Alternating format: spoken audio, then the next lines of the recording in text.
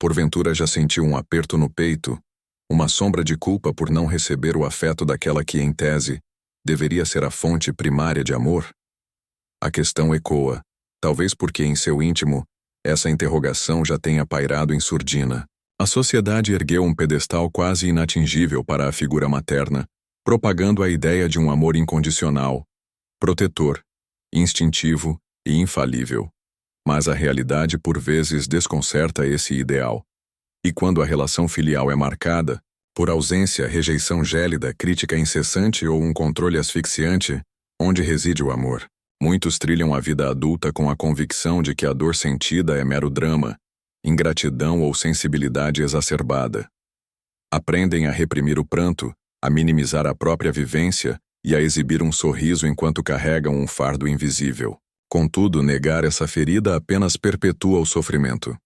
Urge romper o silêncio e, crucialmente, desmistificar a dor materna, que, embora não tenha sua origem no filho, pode encontrar sua resolução nele. Hoje, desvendaremos os caminhos para reconhecer essa cicatriz emocional e iniciar a jornada de libertação de maneira prática. Ao final desta exploração, proporei um desafio capaz de transformar sua história, assim como transformou a minha. A ferida infligida pela figura materna transcende uma simples lembrança dolorosa. Ela se instala como uma cicatriz invisível na psique, remanescente dos tempos da infância. Manifesta-se quando, por diversas razões, a mãe não conseguiu suprir a carência de afeto, atenção ou cuidado essencial à criança. Por vezes, essa incapacidade decorre de suas próprias mazelas emocionais. Podemos discernir dois grandes espectros dessa ferida: a ativa e a sutil. A ativa se revela de forma mais explícita, emergindo de vivências como abuso emocional, físico ou verbal, negligência, abandono ou violência direta. É a dor que deixa marcas visíveis e frequentemente é identificada como trauma. Em contraste, a ferida sutil, embora mais difícil de identificar, revela-se igualmente destrutiva. Ela se manifesta em mães superprotetoras, controladoras em demasia, excessivamente críticas, que sufocam sob um manto de amor condicional, ou que depositam na filha o papel de melhor amiga, invertendo as dinâmicas familiares. Nesse cenário, a criança cresce com a crença de que precisa incessantemente ser algo para merecer afeto. É um veneno disfarçado de doçura, um cuidado que, paradoxalmente, desfigura a identidade do filho. Autoras como Peg Streep, em Filhas Não Amadas, e Alice Miller, em O Drama da Criança Bem Dotada, ilustram como essas experiências se sedimentam em padrões que permeiam a vida adulta, especialmente quando não são reconhecidas e elaboradas. Carl Jung, por sua vez, oferece uma perspectiva simbólica e arquetípica. A mãe é a primeira imagem do mundo para o indivíduo.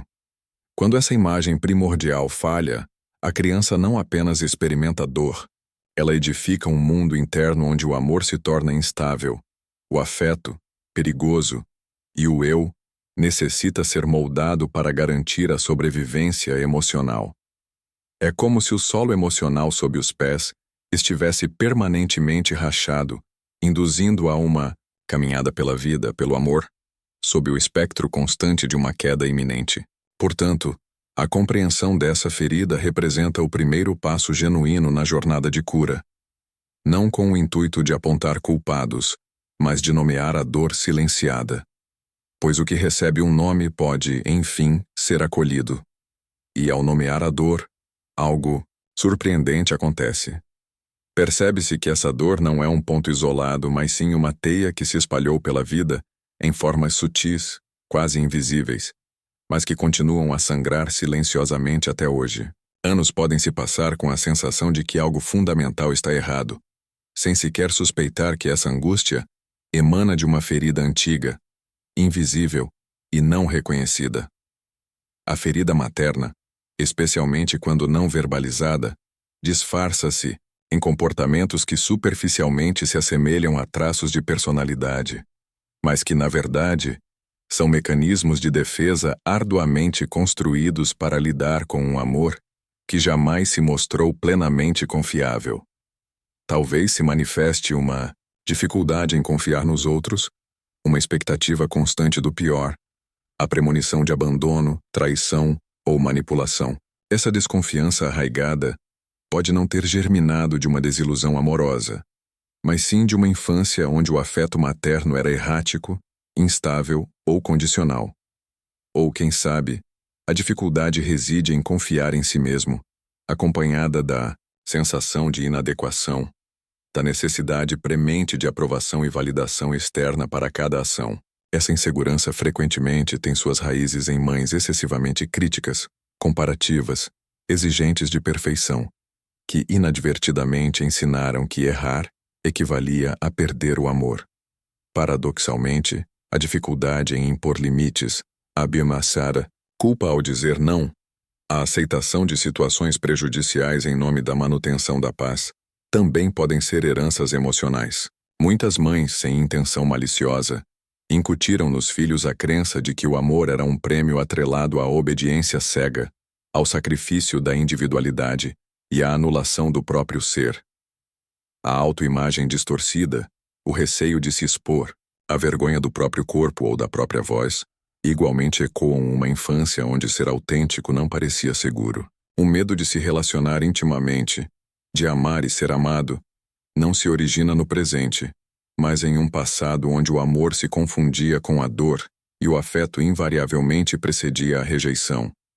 A hipersensibilidade, a percepção de que tudo fere, mais profundamente não denota fragilidade, mas sim uma adaptação, um sistema nervoso precocemente treinado a detectar qualquer indício de rejeição iminente.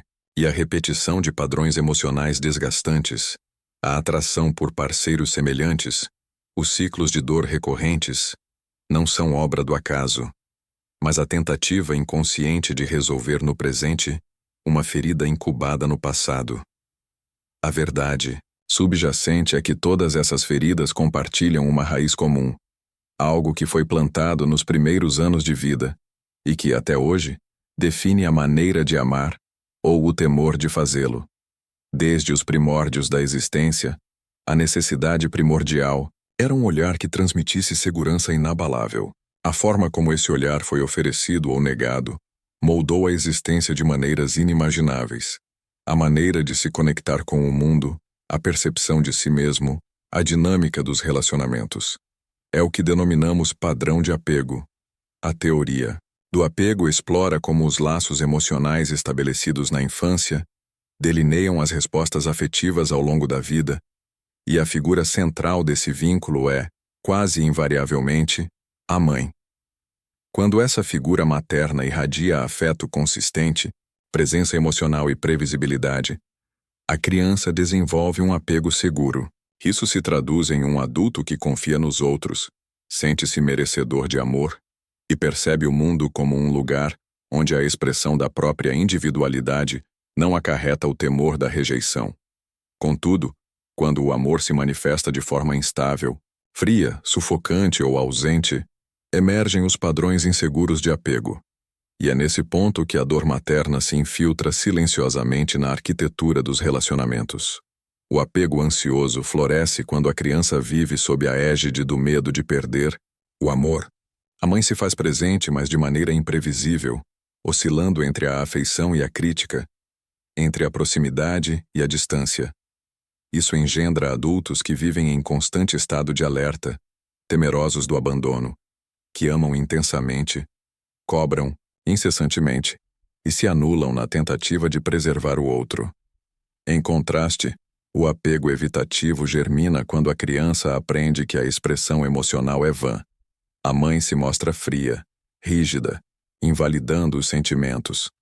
O resultado são adultos que se distanciam emocionalmente, fogem da intimidade e erguem o controle como escudo contra a dor. O apego desorganizado, por sua vez, é uma amálgama dos dois extremos, manifestando-se quando a mãe é simultaneamente fonte de amor e de medo, como em casos de abuso ou violência emocional. A criança cresce em um estado de confusão, hesitante, entre a aproximação e o afastamento, o que culmina em relações caóticas, autossabotagem e um profundo temor de si mesmo. O denominador comum a todos esses padrões reside na qualidade do vínculo primordial com a mãe. A ferida não emana apenas do que aconteceu, mas também do que deixou de acontecer. O colo ausente, o silêncio prolongado, a palavra nunca proferida. E, crucialmente, esses padrões não representam uma sentença imutável, mas sim um mapa. Reconhecer o próprio padrão de apego abre a porta para compreender a razão pela qual certos relacionamentos infligem tanta dor, e por que, apesar dessa dor, a pessoa se mantém presa a eles. Pois no âmago do ser reside uma imagem da mãe que transcende a mulher que a criou. Existe uma mãe psíquica, uma voz interior que ecoa incessantemente, muitas vezes com uma crueldade maior do que a pessoa real jamais manifestou. Ao pensarmos em nossa mãe, a imagem que geralmente evoca é a da mulher concreta, com seu rosto, suas atitudes e suas palavras. Contudo, em um nível mais profundo, reside a mãe psíquica, a imagem internalizada que se formou a partir da relação vivida. É com essa presença interna que frequentemente mantemos um diálogo silencioso ao longo da vida. Carl Jung denominou essa imagem o arquétipo da grande mãe, um símbolo universal presente no inconsciente coletivo, representando tanto o cuidado nutritivo quanto o perigo sufocante. A mãe arquetípica possui duas facetas: a luminosa, associada à nutrição, acolhimento e amor incondicional, e a sombria, ligada ao controle, sufocamento, culpa e abandono. A questão crucial é que quando a mãe real inflige feridas emocionais, a imagem interna que se forma tende a ser dominada por esse aspecto sombrio. É possível romper os laços físicos e sair do lar materno, mas permanecer aprisionado a essa presença interna que julga, exige e silencia. É aquela voz incessante na mente, repetindo a inadequação, o erro constante, a necessidade premente de agradar para merecer afeto. Nesse ponto, a ferida não necessita mais da presença física da mãe. Ela se perpetua internamente como uma gravação emocional repetida em surdina. E é por essa razão que a cura da ferida materna não depende da metamorfose da mãe real, mas da transformação da mãe interior. Esse é um dos pilares mais libertadores da psicologia profunda, pois enquanto se acreditar na necessidade da aprovação da mãe externa para alcançar a felicidade, a prisão emocional persistirá. Contudo, ao discernir que o verdadeiro cárcere é a imagem internalizada da mãe, a jornada de cura se inicia. A transformação não se concretiza na tentativa vã de alterar o passado, mas na reconstrução da relação com essa presença psíquica. É como reformar a morada emocional interna, substituindo paredes sufocantes por janelas que permitem a respiração, trocando a cobrança incessante por acolhimento compassivo, o medo paralisante por firmeza interior e o silêncio opressor por uma escuta atenta. Esse distanciamento da própria essência não ocorreu por acaso. Não foi uma decisão consciente de se perder gradualmente. Foi um processo insidioso de sobreposição de máscaras, de ocultação de fragmentos do ser, de silenciamento de vozes internas, até que a própria face se tornou irreconhecível. Desde cedo, aprende-se a necessidade de ser alguém para obter aceitação, e assim, paulatinamente, constrói-se uma persona, uma máscara social. É a versão de si que sorri quando a vontade é de chorar, que profere um "está tudo bem" quando o mundo interior desmorona, que se esforça para corresponder às expectativas alheias, mesmo que isso viole a própria autenticidade. Carl Jung denominou essa máscara de persona. Ela não é intrinsecamente falsa, mas certamente incompleta. Sua função primordial é proteger o indivíduo no convívio social. Mas quando a identificação com ela se torna excessiva, a essência por trás da máscara começa a se esvanecer. Frequentemente, essa persona foi meticulosamente moldada pela dinâmica da relação com a mãe. O filho que busca incessantemente agradar, a filha que evita causar problemas, o adulto que vive em uma busca incessante por validação, muitas vezes inconsciente. Enquanto isso, tudo aquilo que não foi aceito, a raiva reprimida, a tristeza silenciada, o medo paralisante, os desejos inarticulados, é relegado à sombra, o porão do inconsciente, o depósito de partes do ser julgadas inadequadas para serem expostas. Contudo, o que é reprimido não desaparece. Retorna sob a forma de ansiedade corrosiva, culpa paralisante, autossabotagem insidiosa, manifestando-se nos relacionamentos disfuncionais, nos ciclos repetitivos de dor, nas explosões emocionais aparentemente sem causa. No cerne dessa dinâmica complexa reside o complexo materno, um emaranhado de emoções e memórias inconscientes que gravitam em torno da imagem da mãe. Quando esse complexo é ativado, a reação emocional evoca a mesma dor lancinante da infância. A idade cronológica torna-se irrelevante. Naquele instante, o indivíduo se sente novamente como uma criança perdida, tentando desesperadamente agradar, buscando um amor que nunca se concretizou ou lutando contra uma ausência que jamais foi preenchida. Esses mecanismos sutis desviam o indivíduo de sua própria essência, induzindo-o a viver em constante reação, moldando sua existência para evitar a dor, para afastar a rejeição, para tentar merecer um amor que talvez nunca se materialize. Contudo, o amor genuíno buscado externamente só pode florescer quando há uma reconexão com o que foi relegado ao esquecimento. Reconhecer a própria persona é o primeiro passo para despojar-se da máscara protetora. Voltar o olhar para a própria sombra é o caminho para recuperar a força vital. Compreender o complexo materno é o prelúdio para discernir quando o passado assume o controle das reações no presente. E essa jornada de autodescoberta não se limita aos relacionamentos interpessoais. Permeia a relação com o amor em si. A maneira de amar no presente pode ser, inconscientemente, uma repetição dos padrões aprendidos na infância. Acredita-se escolher os parceiros afetivos, mas muitas vezes a escolha é ditada pela imagem internalizada da mãe. Jung postulava que todos carregamos um arquétipo contrassexual no inconsciente. A ânima nos homens, representando o feminino interior, e o ânimos nas mulheres, a imagem do masculino interior. Essas imagens são profundamente influenciadas pela dinâmica da relação com o sexo oposto na infância, a interação dos meninos com suas mães e das meninas com seus pais. No entanto, no contexto da ferida materna, essa influência pode ser ainda mais marcante. Homens que foram emocionalmente feridos pela mãe ou que receberam um amor instável frequentemente desenvolvem uma ânima ferida, que passa a atuar nos relacionamentos como um filtro inconsciente. Eles se sentem atraídos por mulheres emocionalmente indisponíveis, desafiadoras ou excessivamente exigentes, numa tentativa inconsciente de resolver a dor primordial com a mãe através da figura da parceira, buscando no amor romântico a aceitação negada na infância. Por outro lado, mulheres que desenvolvem um ânimos negativo carregam consigo uma voz interior crítica, autoritária e perfeccionista. É como se tivessem internalizado um pai julgador, frequentemente construído a partir da própria relação com a mãe. Isso ocorre quando a mãe foi a primeira a reforçar ideias como: você precisa ser forte, não pode depender de ninguém, seja perfeita. O ânimos ferido manifesta-se como autocrítica severa, autossabotagem e atração por parceiros dominadores ou indiferentes, perpetuando o ciclo de desvalorização.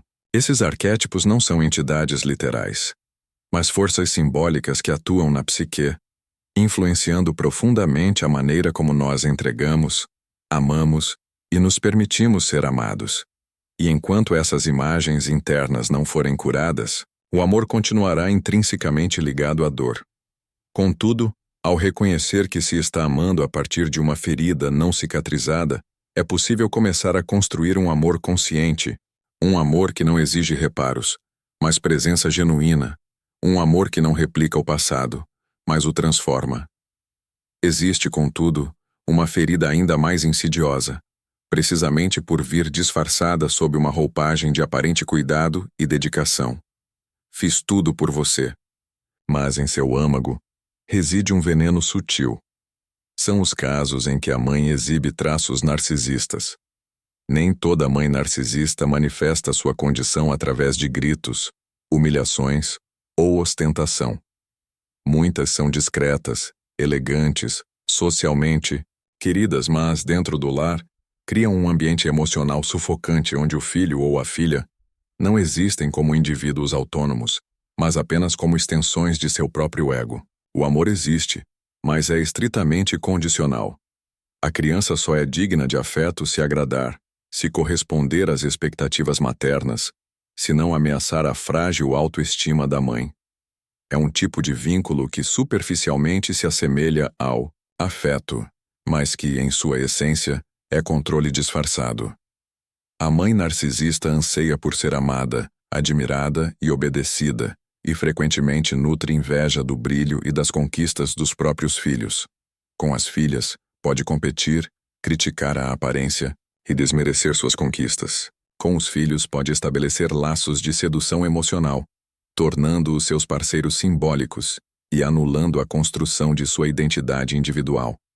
A chantagem emocional se manifesta de forma sutil e insidiosa.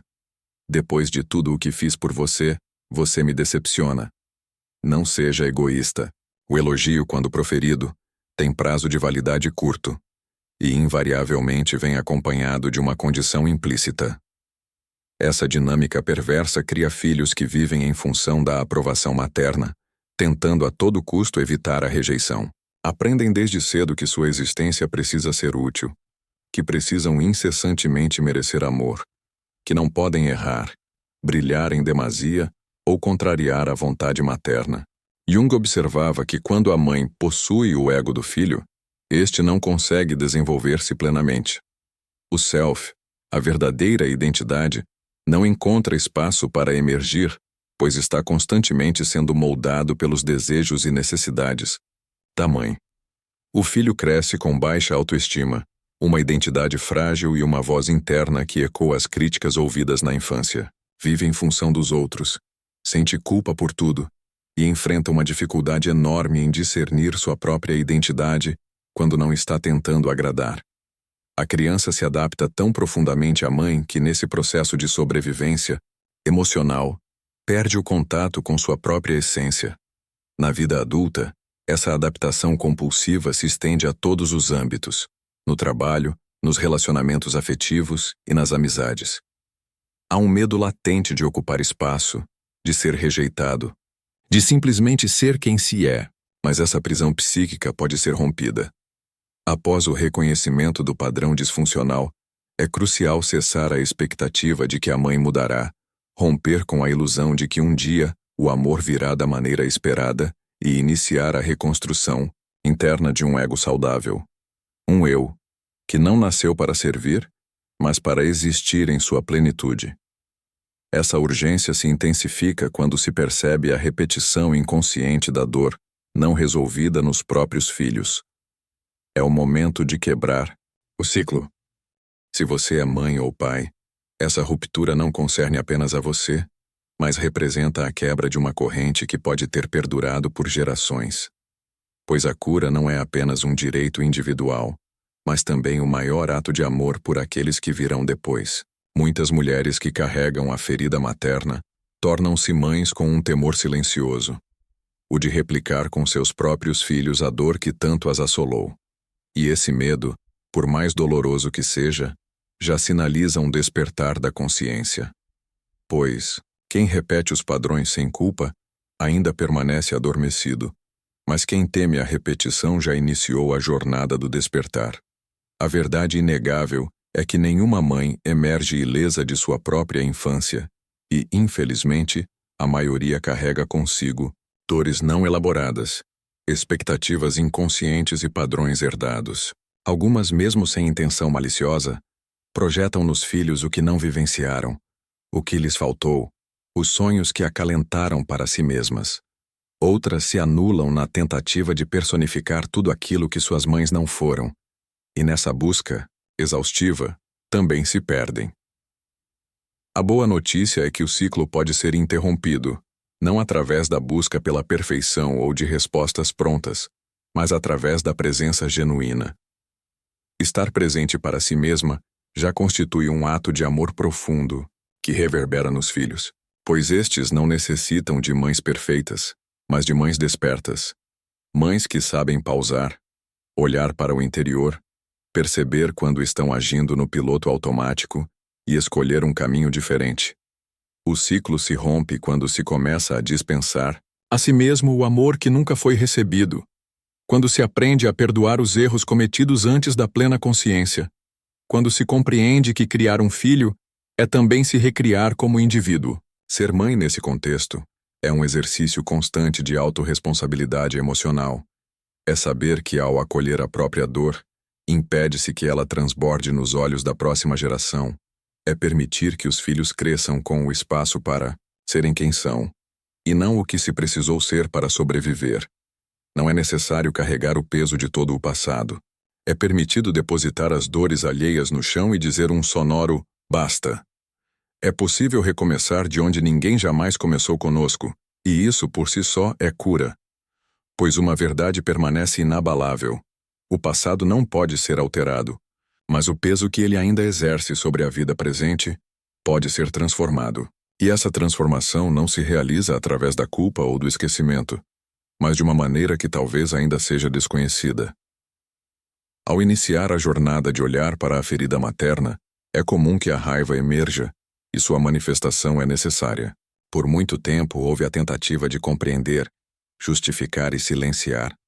Mas a raiva reprimida se transmuta em tensão, angústia e, por fim, em adoecimento. Sentir raiva da mãe não transforma o indivíduo em uma pessoa má, mas sim em alguém que começou a reconhecer seus próprios limites violados. Contudo, é preciso cautela nesse processo, pois curar não implica transferir toda a culpa para a figura materna, transformando-a em vilã e o filho em vítima eterna. A raiva necessita ser sentida, mas também elaborada, para que não se torne mais uma forma de aprisionamento emocional. Jung enfatizava a importância de assumir a responsabilidade pela própria história, não com o intuito de autocondenação, mas de libertação. Compreender que a mãe agiu a partir de suas próprias feridas não justifica as experiências dolorosas vivenciadas, mas oferece uma escolha: repetir o padrão ou transformá-lo. A cura se inicia quando se abandona a expectativa de um pedido, de desculpas que talvez nunca venha, quando se solta a esperança de que ela mude, reconheça ou ofereça o que faltou e se decide suprir essas necessidades internamente. Um exercício frequentemente proposto por psicólogos, terapeutas e também nas constelações familiares, que auxilia nesse processo, é a escrita de uma carta para a mãe. Não há necessidade de entregá-la. O propósito reside no ato de escrever. Derrame no papel tudo o que nunca pôde ser dito, sem filtros, sem a tentativa de racionalizar ou embelezar a realidade. É uma carta crua e verdadeira, onde a mágoa, a raiva, a tristeza, a culpa e a saudade encontram vazão. Expresse o que faltou, o que doeu profundamente, o que deixou marcas indeléveis, sem se preocupar com a ordem ou a coerência. Minha própria experiência atesta a eficácia desse exercício. Ao iniciá-lo não havia clareza sobre o que emergiria, mas à medida que as palavras fluíam, lembranças há muito esquecidas retornavam, e com elas, padrões de comportamento até então inconscientes se revelavam. Percebi que minhas dinâmicas relacionais, minhas inseguranças e até mesmo questões financeiras tinham raízes profundas naquele passado. Essa clareza só se manifestou quando me permiti escrever sem amarras. Portanto, simplesmente faça. E após externalizar tudo, absolutamente tudo, agradeça pelo que foi possível, pelo que o trouxe até o presente momento. Libere o perdão e, então, queime essa carta. Transforme esse ato em um ritual pessoal, um símbolo tangível de libertação. O alívio que senti após esse processo foi indescritível, como se um peso ancestral finalmente tivesse sido removido do meu corpo. A partir daquele instante, minha vida começou a trilhar um novo curso. uma verdadeira virada de chave. Portanto, proponho esse desafio. Escreva essa carta com sinceridade e profundidade, e depois retorne aqui para compartilhar sua experiência nos comentários. Pois, por vezes, o que for registrado ali pode iluminar o caminho de alguém que também sofre em silêncio. Sua vivência pode ser o impulso que outra pessoa necessita para iniciar sua própria jornada de cura. Perdoar não significa olvidar, mas sim desvencilhar-se da corrente emocional que ainda a aprisiona ao passado, cessar a luta contra o que foi para poder abraçar o que ainda pode ser. A dor talvez não desapareça por completo, mas sua localização se transforma. De prisão, torna-se história, e a partir desse novo lugar, um novo capítulo pode ser escrito. Existem também outras práticas que podem auxiliar na reconstrução interior. A escrita terapêutica, por exemplo, pode transcender a carta à mãe. É possível escrever para a criança interior, imaginando-se adulto, olhando nos olhos da criança que se foi. O que ela precisava ouvir? O que nunca lhe foi dito? O que ela merece saber? Diga tudo e leia em voz alta, pois esse ato inicia a reprogramação da imagem interna. Outra técnica poderosa é a da cadeira vazia. Sente-se diante de uma cadeira e imagine sua mãe ali presente. Dialogue com ela, verbalize o que nunca pôde ser dito e responda também como se fosse ela. Permita-se sentir, chorar, gritar, silenciar. O objetivo não é criar um diálogo racional, mas liberar o peso emocional aprisionado no corpo. A meditação com arquétipos também se mostra útil. Visualizar a mãe arquetípica em sua forma curadora, aquela que acolhe, ama incondicionalmente e não exige, pode gradualmente substituir a imagem negativa internalizada. Imagine essa mãe arquetípica abraçando, protegendo e ouvindo. O inconsciente compreende símbolos e símbolos possuem poder curativo. Jung também propôs o imaginário ativo, uma técnica onde se dialoga com partes internas da psique como se fossem personagens vivos. A criança ferida, a mãe interior, a voz crítica. O que ela diz? Como você responde? Esse tipo de encontro interno pode ser transformador. Reprogramar o vínculo interno implica começar a dispensar a si mesmo o cuidado que se esperava da mãe. Estabelecer limites reais com ela, se necessário, é parte desse processo. Limite não é punição, mas proteção. Por vezes, o amor mais verdadeiro se manifesta em um firme "daqui você não pode mais invadir". Buscar psicoterapia também é um caminho essencial, especialmente abordagens junguianas ou integrativas que trabalham com o inconsciente, símbolos e a reconstrução do self. Não se trata de culpar a mãe, mas de finalmente olhar para a própria dor com olhos adultos, com amor e com coragem. Não é necessário realizar tudo de uma vez, nem trilhar essa jornada sozinho. Cada passo dado inicia uma transformação na maneira de sentir internamente. E essa reconexão possui um nome na psicologia. O processo de finalmente se tornar quem se nasceu para ser, não um personagem moldado pela dor, mas a própria versão íntegra. A ferida materna, por mais profunda que seja, não define a essência do ser. Ela pode ter moldado trechos do caminho, mas não precisa ditar o destino. Jung denominou individuação o processo de se tornar quem realmente se é, integrando tudo o que foi rejeitado, esquecido ou moldado para agradar. É o movimento de libertar-se do condicionamento e retornar ao centro do próprio ser. Individuar-se não é alcançar a perfeição, mas o oposto. É tornar-se inteiro, assumindo a própria luz e sombra, a dor e a força. É cessar a busca externa, pelo amor que faltou e começar a gerar esse amor internamente. É perceber que a criança ferida ainda reside no interior, mas que agora existe um adulto capaz de protegê-la. Esse caminho não é linear.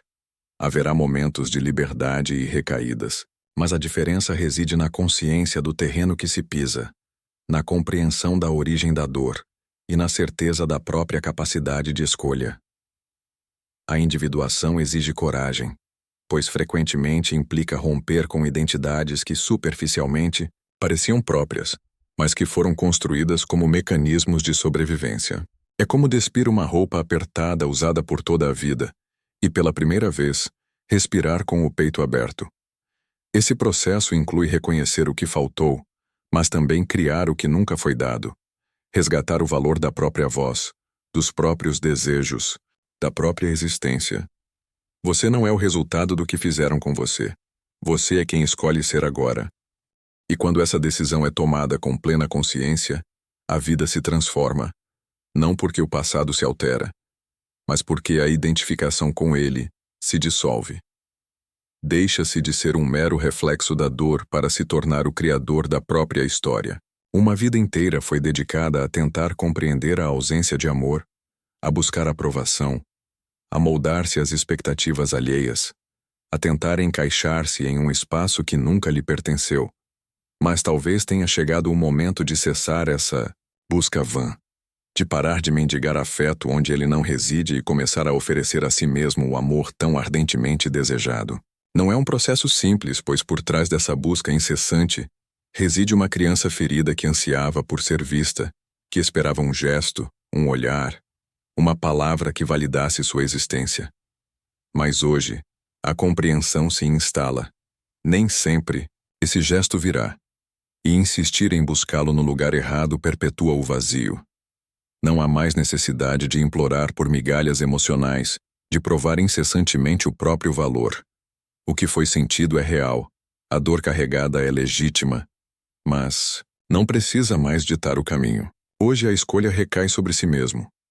A cura da ferida materna não se resume a cortar laços, mas a romper ilusões, a perceber que, por mais doloroso que o passado tenha sido, o presente reside nas próprias mãos, e a decisão de como prosseguir, com mais verdade, mais presença e mais amor, é sua. O tipo de amor que edifica, que acolhe, que liberta. Você não está sozinho nessa jornada. Milhares de pessoas carregam essa mesma dor silenciosa, mas sua coragem de encará-la já o coloca em um novo patamar. Um lugar onde a vergonha de sentir se dissipa e a culpa por desejar a inteireza não mais o assola. Jung sabiamente disse: aquele que olha para fora sonha, aquele que olha para dentro desperta. E agora talvez a prontidão para despertar tenha chegado. Não espere que o passado o valide. Valide-se. Não espere que o outro o ame primeiro. Ame-se. A história que começou com dor pode culminar em reconexão, e essa reconexão se inicia em você. Você possui a capacidade de construir aqui e agora um amor que não depende mais da aprovação alheia.